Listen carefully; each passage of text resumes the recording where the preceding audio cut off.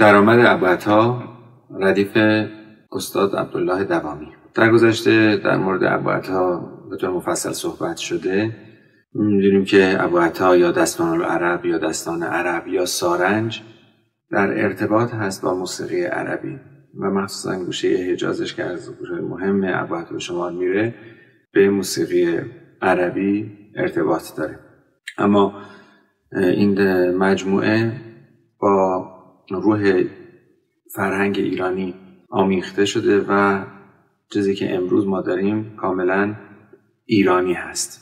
ابوعطایی که در این مجموعه خواهیم نواخت ابوعطای لاکرون که در اصل ایست موقتش لاکرونه و شاهد اون رو در برخی از گوشه ها میتونیم نوت دو در نظر بگیریم. به ابوعطای دو هم نامیده میشه ولی بیشتر به ابوعطای لاکرون معروف هست. در شور سل واقع شده و معمولا خیلی شبیه به شور هست. ابوعطا حرکت ها از دو به سمت لاکرون و سل یا از ره به سمت لاکرون و سل حرکت اصلی ابوعطا به شمار میره. گوشه هایی که در ابوعطا میتونیم به عنوان شاه گوشه در نظر بگیریم جز درآمد گوشه سیخی هست که در این ردیف نیومده و شاهدش نوت دوه و گوشه حجاز که شاهدش نوت ره هست و اوج که معمولا در دشتی و بیات کرد هم کاربرد داره.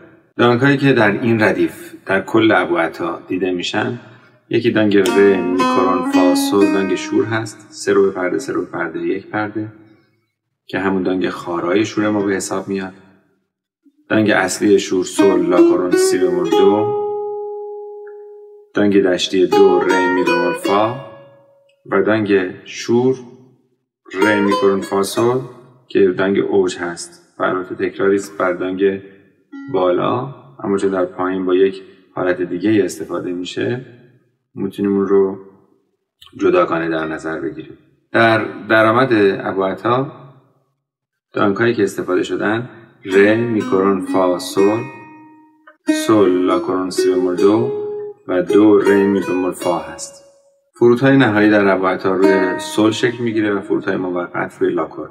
کوکتار دو سل دو، سیم اول برابر با سی انگلیسی در تیونر در نظر گرفته شده.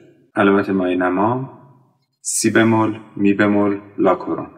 دو سی لا سل لا سی لا سل فا سل سل لا سی دو سی لا سل لا سی لا سل فا سل سل لا سی دو سی لا سی دو سی دور دو سی لا دو سی لاس سل لا سی لا سی لا سی دور دو سی دو سی دو سی دوس دور دو سی لا سل لا سی لا سلام لا سی دو دو سی دو دو سی دو دو سی لا سی دو دو سی دو سی لا سید لا سید دور دوس لا سی لام ره دو سی دور سی دور دور دور ره سی دو سی لا سید دور دوس لا سل لا سی لا سی دور دو سی لا سلام لا سل لا سی دور دو سی دور رم دو سی لا سی دور دو سی لا سلام دو سی لا سل لا سی دو سی دور دور دو دو سی لا سلام سی لا لا سی دو لا سی سلام لا سی لا سلام. ابتدا با تحریر ابوعطا شروع میکنیم.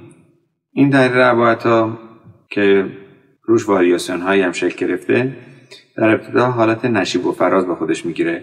دو سی لا سل لا سی لا سل فا سل سول و فا رو میتونیم وسیم ضرب بیاریم. راست چپ راست چپ راست چپ راست چپ راست و سی اشاره به دو داشت. این مجموعه یه دونه سول لا سی بهش اضافه میشه. سول لا سی، دوباره دو سی لا سول لا سی سی لا سول فا سول. حالا میخواد کمی پایین تر بیاد. سول لا سی اولو داریم، بعدش میشه دو سی لا سی دو سی دو دو. اینجا یک یک حرکت میکنیم به سمت جلو. راست چپ راست چپ راست چپ راست راست. دو اشاره به ری داره. دو دو سی لا. بعد یه پنجه کاری داریم روی دو دو سی. انگار دو رو میزنیم بعد میکنیم و بعد ریز میریم رو سی. دو سی دو سی لاس. راست چپ راست که لا کورون به سول اشاره داره. راست چپ راست سول لا سی سی. اینجا تحریر رامکلی هست. سول لا سی سی لا سی سی لا سی سی. سول و لا کورون نسیم زرد آوردیم. دو دو سی دو سی سی دو. دوباره باز تحریر ابعادها. سی دو سی لا سول لا. دوم میاد روی لا کورون. راست راست راست چپ راست چپ راست راست. اینا باز تحریر ابعادها هستن. لا سی لا سول لا. ایست روی نوت لا کورون رو میبینیم. شعر شروع میشه. بیت اول از حافظ هست. بیت دوم از کمال خجندی هست که معمولا بر اساس شعرهای حافظ شعرهایی رو سروده. بر همون وزن هم البته هستن هر دو. مفتعلن فاعلات و مفتعلن فع. بهر منصرح مسمن متوای منهور. لا سی دو دو سی دو دو سی دو دو سی لسی دو. لخت دوم میگه دو سی دو سی لا لا سی لا سی. اینجا یک میم جلو. دور دو لا سی لا. ایست باز روی لا کورون شکل میگیره. یه حرکتی به سمت حجاز میکنیم. نه اینکه بخوایم حجاز رو معرفی کنیم، فقط یک اشاره بهش میشه. ره دو سی دور سی دور دور دور ره دو سی. و بعد میام از دو دوباره. دو دو سی لا دو لا سی دور دو لا.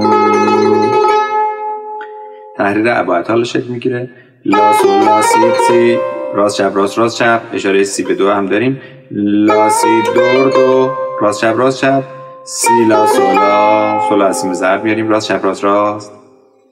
این توسعه پیدا میکنه به سمت ره میره.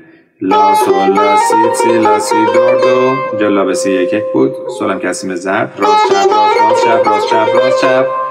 سی دو رم ره. یه پله دیگه میاد پایین تر. راست چپ راست چپ. اینا تحریر عدل هم هستن. سی دو رم دو سی لا سی. لا کورون نسیم زرد میاریم.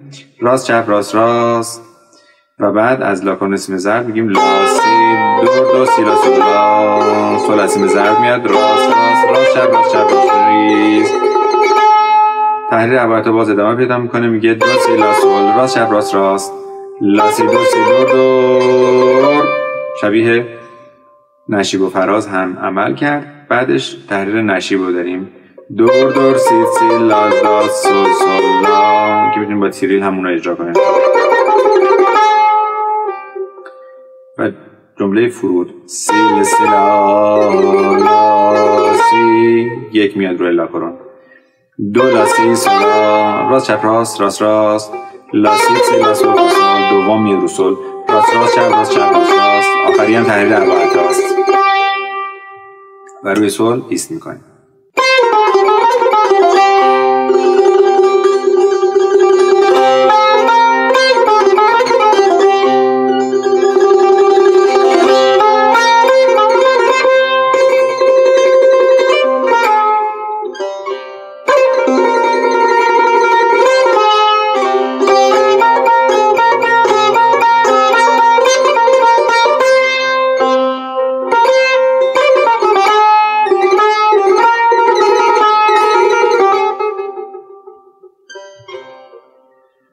روشنی طلعت